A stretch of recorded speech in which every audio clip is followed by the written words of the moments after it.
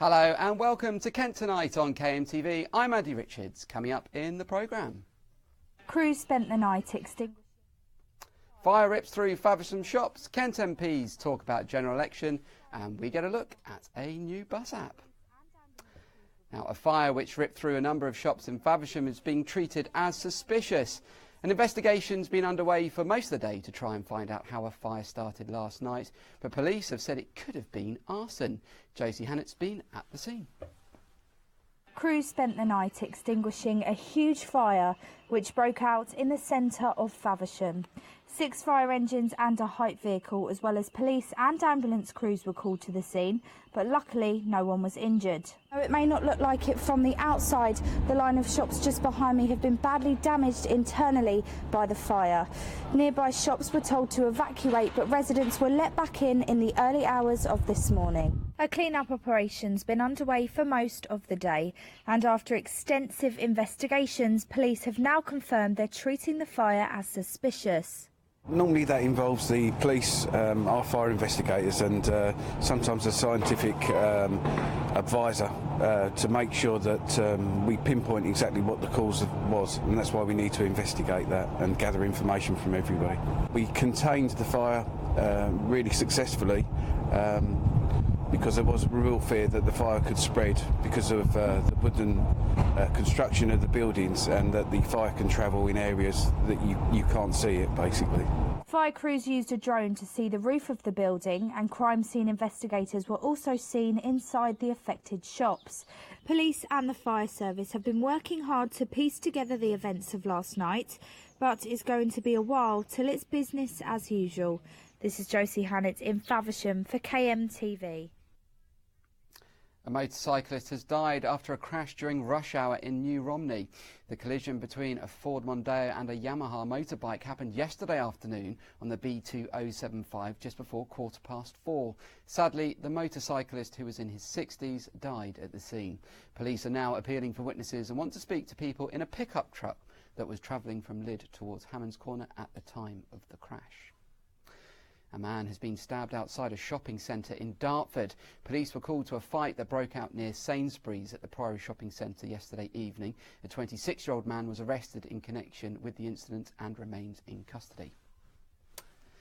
Well, in case you haven't heard, there's going to be a snap general election in 7 weeks. So after county elections, MPs across Kent are going to have to fight for their seats again on June the 8th. The KM's political editor, Paul Francis, went to Westminster to see what Kent MPs are expecting.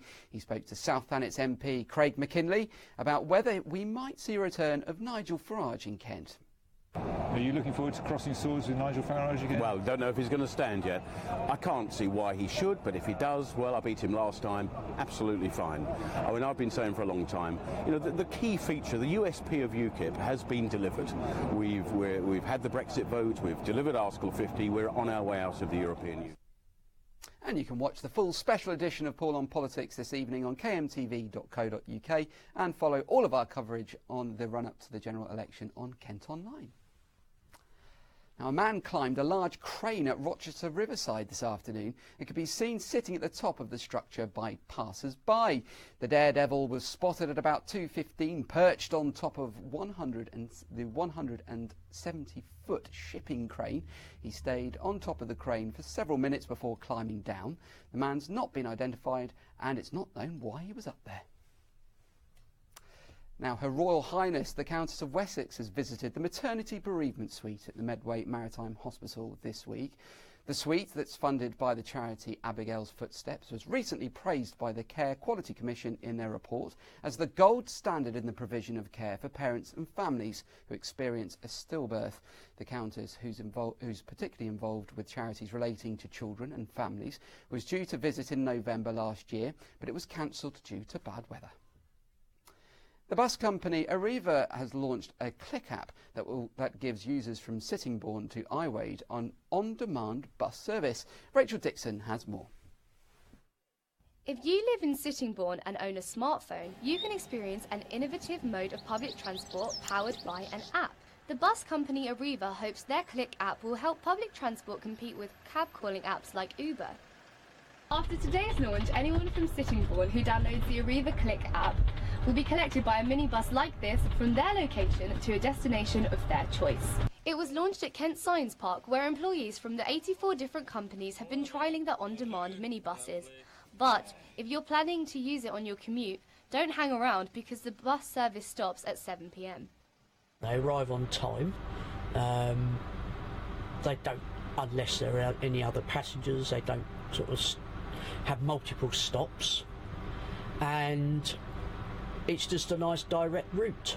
The minibuses are fully equipped with free 4G, Wi-Fi, phone and USB chargers, as well as individual reading lights and aircon like on an aeroplane. If you think you've got traditional taxis, traditional buses, this is the third way. This is the one in between. It's a take on buses, but embracing different technologies and different kit.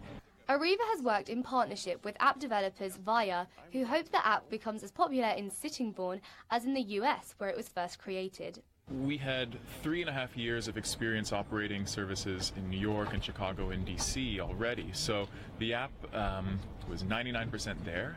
We did some work with the design. We had to make sure that our app could support that. The aim is to make buses more accessible and bring public transport into the digital age. However, this might leave behind those who are technically challenged. Rachel Dixon for KMTV. And finally, tonight's the debut of an amateur artist painting exhibition. Artist Angela Lyon calls these pieces life art. They're part of a new exhibition of abstract paintings in Chatham.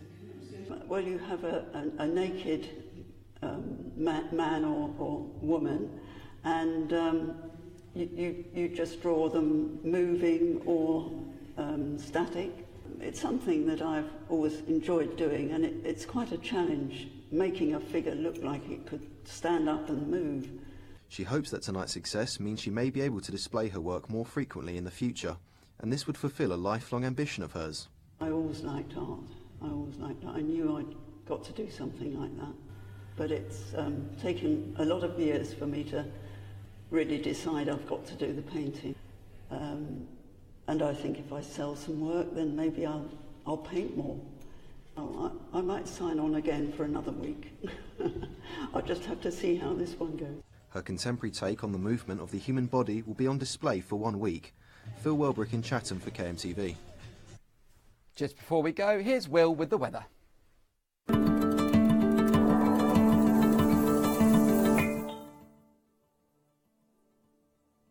It will be a cloudy night across Kent with an easterly wind and cool temperatures around 9 and 10 degrees Celsius. Those clouds will remain throughout the night and into the morning as temperatures stay relatively low at 12 degrees. That cloud cover will be hanging around later into the day, but things will then be warming up slightly into the afternoon to 14 degrees for most of the county.